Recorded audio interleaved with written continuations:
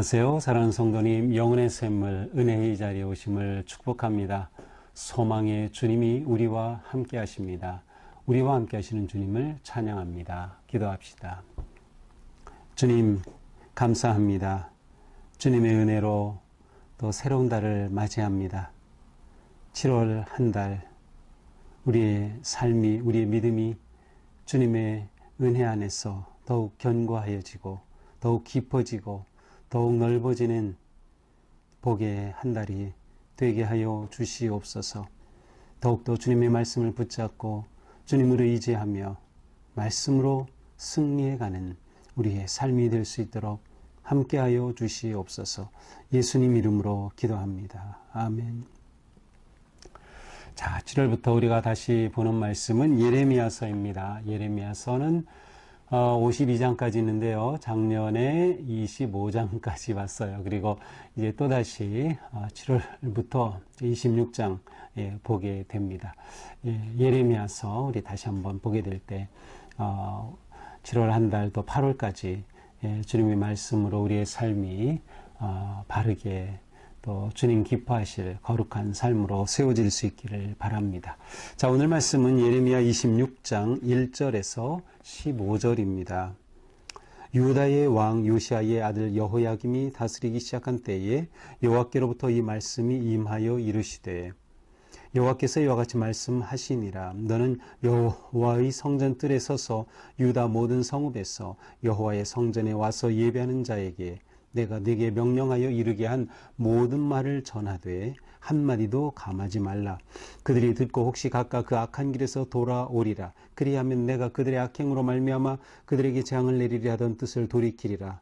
너는 그들에게 이와 같이 이르라. 여호와의 말씀에 너희가 나를 순종하지 아니하며 내가 너희 앞에 둔 내 율법을 행하지 아니하며 내가 너희에게 나의 종 선지자들을 꾸준히 보내 그들의 말을 순종하라고 하였으나 너희는 순종하지 아니하였느니라. 내가 이 성전을 실로같이 되게 하고 이 성을 세계 모든 민족의 저주거리가 되게 하리라 하셨느니라. 예레미야가 여호와의 성전에서 이 말을 하며 제사장들과 선지자들과 모든 백성이 듣더라. 예레미야가 여호와께서 명령하신 말씀을 모든 백성에게 전하기를 마침에 제사장들과 선지자들과 모든 백성이 그를 붙잡고 이르되 네가 반드시 죽어야 하리라. 어찌하여 네가 여호와 이름을 의지하고 예언하여 이르기를 이 성전이 실로같이 되겠고 이 성이 황폐하여 주민이 없으리라 하느냐 하며 그 모든 백성이 여호와의 성전에서 예레미야를 향하여 모여드니라. 유다의 고관들이 이 말을 듣고 왕궁에서 여호와의 성전으로 올라가 여호와의 성전 세 대문의 입구에 앉으매 제사장들과 선지자들이 고관들과 모든 백성에게 말하여 이르되 이 사람은 죽는 것이 합당하다 하니 너희 귀로 들음같이 이 성에 관하여 예언하였음이라.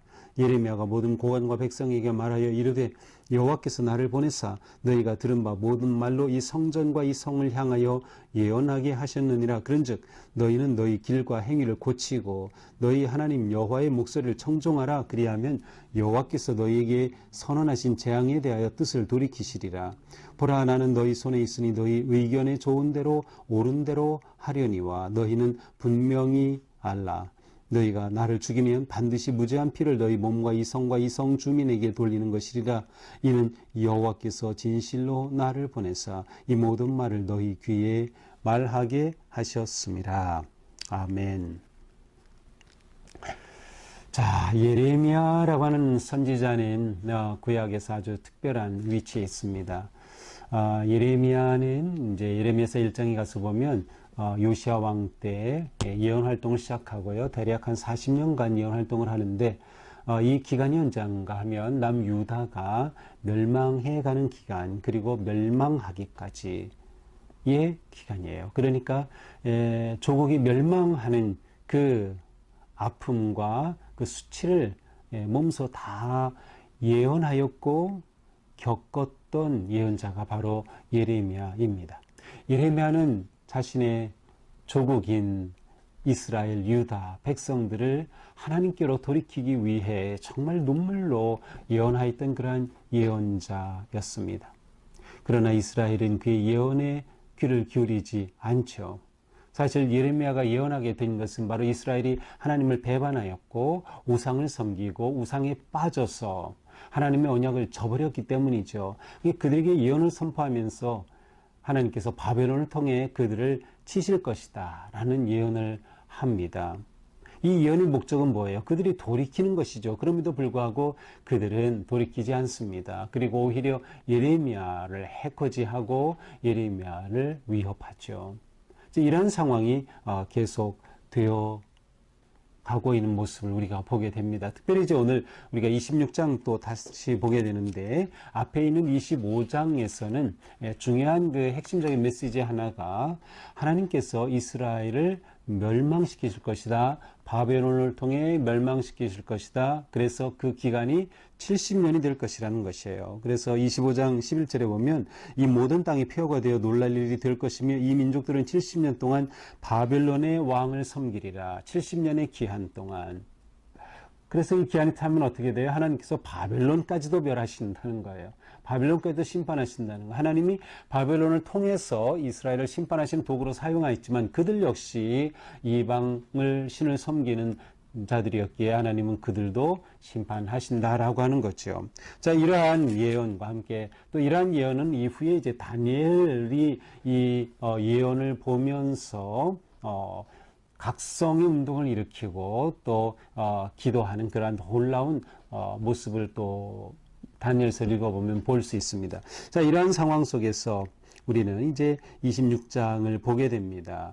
자, 유다의 왕 요시야의 아들 여호야김이 다스리기 시작한 때, 자, 예언을 활동을 시작할 때의 그 시대적 배경을 보통 이렇게 왕의 이름과 함께 설명해 주죠. 오늘 본문에 나오는 요시야가 다시금 예언을 하게 되는데, 이 예언은 어디서 하는가 하면은 2절에 보면 성전 뜰에서 서서 합니다. 그러니까 예레미야의 성전 설교와 같습니다. 하나님이 주신 것을 성전 뜰에 서서 성전 설교를 하는 거죠. 자, 예레미야서에서 성전 설교는 크게 7장에서 사실은 나오는 게 가장 중요합니다. 7장에서 성전 설교를 이미 선포한 적이 있고요. 이제 두 번째 성전 설교가 바로 26장이죠. 근데 이때는 여호야김이 시작한 때입니다. 자, 여호야김 바로 전의 왕은 요시야 왕이었어요. 이 요시야 왕 때 예레미야가 예언을 시작했는데 요시야 왕은 아주 좋은 왕이었어요. 그래서 요시야의 종교 개혁이 있었고요. 이스라엘의 신앙을 회복하고 모든 우상을 몰아내고 하는 또 율법을 찾아서 율법을 회복하는 그런 놀라운 일들이 요시야 때 있었어요. 그런데 요시야가 그만 무기또 전투에서 죽임을 당하고 애굽이 쳐들어왔을 때죠. 그래서 죽임을 당하고 그 다음에 여호아스가 왕이 됐지만 그런 3개월 밖에 통치하지 못했고 애굽이 와서 그를 끌고 갑니다. 그 다음에 세워진 왕이 바로 오늘 본문의 여호야김입니다. 이때는 주전 608년입니다. 이스라엘이 주전 586년에 멸망했으니까 바로 가까운 때임을 우리가 알 수 있죠. 바로 이때 하나님께서 예레미야가 임하셔서 그로 하여금 성전 설교를 하십니다. 자, 성전 뜰에 서서 하는 이유는 뭐예요? 그곳에서는 종교 지도자들이 모여 있고 또 백성들이 모이는 곳이기에 그곳에서 예언을 선포합니다. 자, 성전에 와서 예배하는 자에게, 성전에 오는 목적은 뭐예요? 예배하러 오기 때문이죠. 예배하는 자에게 내가 명령하는 것 한마디도 가감하지 말고 해라 라고 하나님이 말씀하셔요. 한마디도 가감하지 말아라. 자, 가감하지 말아라. 왜 하나님은 예레미야에게 가감하지 말라라는 말씀을 하셨을까요? 사실 예레미야는 하나님의 말씀을 선포할 때에 굉장한 위협을 받고 너무나도 힘들었습니다. 그래서 예레미야서 20장 8절 9절에 가서 보면 이러한 말씀이 나와요. 내가 말할 때마다 외치며 파멸과 멸망을 선포함으로 여호와의 말씀으로 말미암아 내가 종일토록 치욕과 모욕거리가 됨이니이다. 예레미야가 말씀을 선포할 때 그는 말할 수 없는 치욕과 모욕을 당해요. 또 이렇게 말하죠. 내가 다시는 여호와를 선포하지 아니하며 그의 이름으로 말하지 아니하리라 하면 나의 마음이 불붙는 것 같아서. 자, 예레미야가 예언을 선포할 때 이게 보통 힘든 일이 아니었어요. 따라서 하나님께서는 예레미야에게 말씀하시는 거예요. 너 한마디도 감하면 안 된다. 네가 이렇게 선포하면 네가 또 치욕을 당하고 고난을 당할 것을 생각해서 예언을 뺄 거 빼고 백성들이 듣기 좋을 것만 하지 말라는 것이에요. 사실 이 시대에 다른 선지자들도 많이 있었어요. 그러나 그들은 모두 다 백성들이 듣기 좋아하는 예언만 했어요.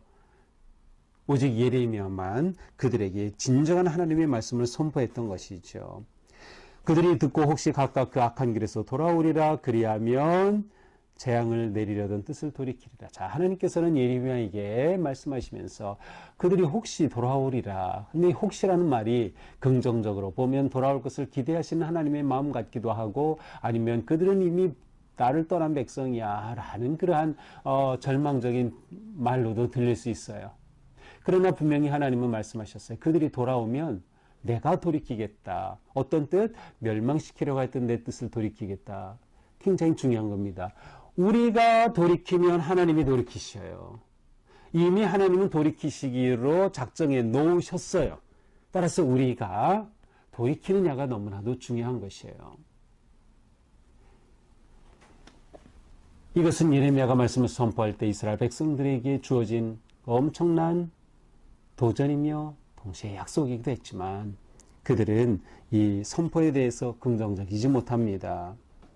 자, 그래서 그들에게 이렇게 해라 하면서 4절, 5절, 6절을 보면 나를 너희가 순종하지 않았기 때문에 또 율법을 행하지 않았기 때문이다. 그래서 어떻게 될 것입니까? 6절에 보니까 이 성전을 실로같이 되게 하고, 실로는 원래 이스라엘 백성들이 처음 출애굽한 후에 가나안에 들어와서 법궤를 모시고 성막이 있던 곳이 실로입니다.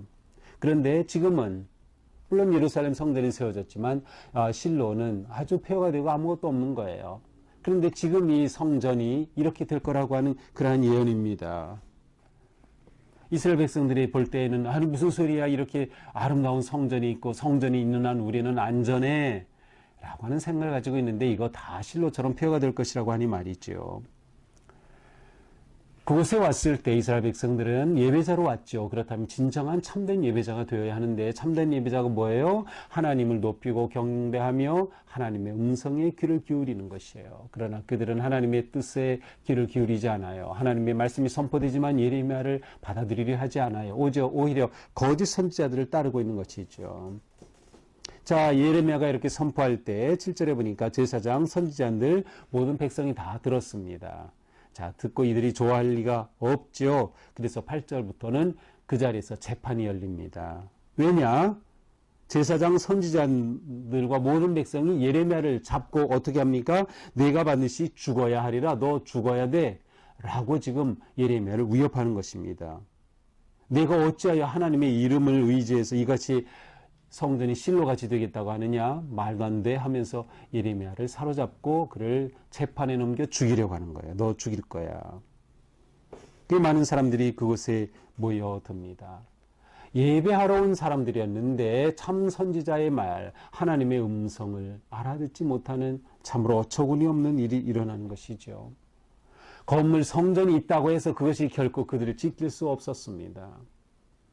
성전이 있다고 해서 그 형식이 그들을 지키지 못한 거예요. 진정한 성전과 예배는 무엇이에요? 살아계신 하나님을 예배하고 삶이 하나님 앞에 거룩해져야 되는 것인데 그들은 율법을 하나도 따르지 않았던 것이죠. 자, 이렇게 해서 성전 재판이 열립니다. 10절에 보니까 유대의 고관들, 이 지도자들, 재판할 사람들이 왔어요. 그 말을 듣고 왕궁에서 여기로 성전으로 왔어요. 그리고 새로운 대문 입구에 앉았어요. 재판하려고 딱 자리 잡은 거죠.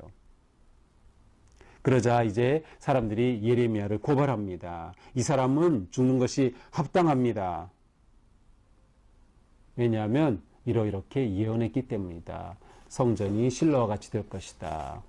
또 앞에서는 어떤 예언을 했어요? 너희가 바벨론에 멸망할 것이다. 예레미야가 모든 고관과 백성에게 그 자리에서 일어나 말합니다. 변호하는 시간인 셈이죠. 12절 여호와께서 나를 보냈사. 자, 예레미야는 여호와께서 나를 보냈다. 분명히 선언해요. 예레미야는 자기가 어떤 해를 당할지 그것이 두려운 것이 아니었어요. 하나님이 내게 주신 말씀을 행여나 가감해서 선포할까, 그것이 예레미야에게 두려움이었겠죠. 그는 하나님의 말씀을 그대로 선포했던 것이에요. 이 성전과 이 성을 향하여 하나님이 예언하게 하셨다. 그러므로 이건 내 말이 아니다라는 거죠. 예언자 예레미야가 선포한 말을 들으면 곧 하나님의 말을 듣는 것이었어요. 듣지 않으면 하나님의 말씀을 듣지 않는 거였어요. 그러나 이스라엘 백성들이 이거를 몰라요. 왜? 자기의 생각, 자기의 고집, 자기의 의로움에 빠져 있었기 때문이죠. 예레미야는 마지막 외칩니다. 그런즉 너희는 너희 길과 행위를 고치고 너희 하나님 여호와의 목소리를 청종하라. 그리하면 여호와께서 너희에게 선언하신 재앙에 대하여 뜻을 돌이키시라. 다시 예레미야는 선포하죠. 너희 돌이켜라. 청종해야 한다. 말씀을 들어야 돼. 순종해야 돼. 그러면 하나님이 계획하셨던 재앙 돌이키실 거야. 자, 지금 나는 너희가 잡고 있으니 너희 손에 있다. 너희 의견에 너희 좋을 대로 해라. 하지만 그렇게 한다면 너희가 나를 죽이면 이것은 무죄한 피를 흘리는 것이다. 여호와께서 진실로 나를 보내셔서 이 말씀을 선포하게 하셨기 때문이다. 나를 죽인다면 그것은 여호와 하나님에 대한 거역이다 라고 말합니다. 자, 이것이 오늘의 말씀이죠. 자, 오늘 우리는 다시금 예레미야의 외로운 광야의 외침과 같은 예언의 메시지를 듣습니다. 예레미야는 분명히 하나님의 말씀을 선포함에도 불구하고 선지자들로부터도 제사장들로부터도 예레미야 자신이 제사장 출신임에도 불구하고 제사장들로부터도 배척을 당해요. 백성들로부터도 배척을 당해요. 그는 외로움과 어려움, 아픈 그러한 상황에 처할 수밖에 없죠. 자, 이 외로운 예언자가 외치는 말씀이 무엇입니까? 그것은 하나님의 말씀을 부끄럽게 만들면 안 된다는 것이에요. 하나님의 말씀 앞에 우리는 아멘 아멘 하면서 내 그릇된 생각을 내려놓고 내 중심에서 벗어났어. 하나님 말씀 앞에 우리가 반응해야 하는 것이죠. 하나님의 말씀이 나를 판단하게 해야지 내가 하나님의 말씀을 판단해서는 안 된다는 것을 말하는 거예요. 그래서 우리가 예배할 때 또 말씀을 읽을 때 묵상할 때 우리가 가져야 될 가장 중요한 태도입니다. 내가 하나님의 말씀 판단하지 말자. 하나님이 나를 판단하시게 해야 한다라고 하는 거죠. 내가 돌이키면 하나님이 돌이키신다. 이것은 놀라운 복음입니다. 내가 돌이키면 하나님이 돌이키신다. 내가 회개할 때 하나님이 우리를 구원하신 거이죠. 그렇습니다. 우리가 예수님을 믿어 내 죄를 회개하고 예수님 구세주로 영접할 때 하나님은 우리를 자녀로 받아주셨어요. 우리는 이미 놀라운 이 은혜를 누리고 있는 것이죠. 그렇다면 우리는 하나님의 말씀에 계속해서 순종하며 살아야 하는 것입니다. 말씀 앞에 언제나 두렵고 떨리는 마음으로 대하며 받아야 하는 것이다. 그러므로 우리는 말씀 앞에 들으라, 청종하라, 돌이키라, 회개하라, 그리고 그대로 순종하라. 그렇게 하면 어떻게 되셔요? 하나님께서 우리를 살리신다라고 하는 거죠. 우리가 이렇게 반응하는 것, 이것이 가장 하나님께서 기대하시는 우리의 모습이죠. 우리 또한 예레미야와 같이 하나님께서 우리에게 주신 사명, 그 복음 선포하기를 멈추면 안 됩니다. 우리가 담대하게 예수는 구원, 복음이시다. 예수는 구원이시다. 예수님은 주님이시다. 예수님은 그리스도이시다. 우리의 이 세상의 모든 환난과 위기와 역경 속에서 오직 예수 그리스도만이 답이 되심을 우리는 담대히 또한 전하고 선포하는 그러한 전도자의 삶을 살아야 할 것입니다. 오늘 하루 우리의 삶이 말씀 앞에 순종하면서 말씀으로 굳게 서서 나아가는 복된 하루가 될 수 있기를 축복합니다. 기도합시다. 주님, 오늘도 말씀으로 우리를 깨우쳐 주시니 감사합니다. 주님의 말씀 따라 순종하며 하나님의 그 은혜, 그 사랑을 누리는 복된 길로 인도하여 주시옵소서. 예수님 이름으로 기도합니다. 아멘. 네, 오늘도 주님의 은혜 안에서 우리 삶이 순종하며 또 기쁨이 넘치는 복된 하루가 되기를 축복합니다. 사랑합니다.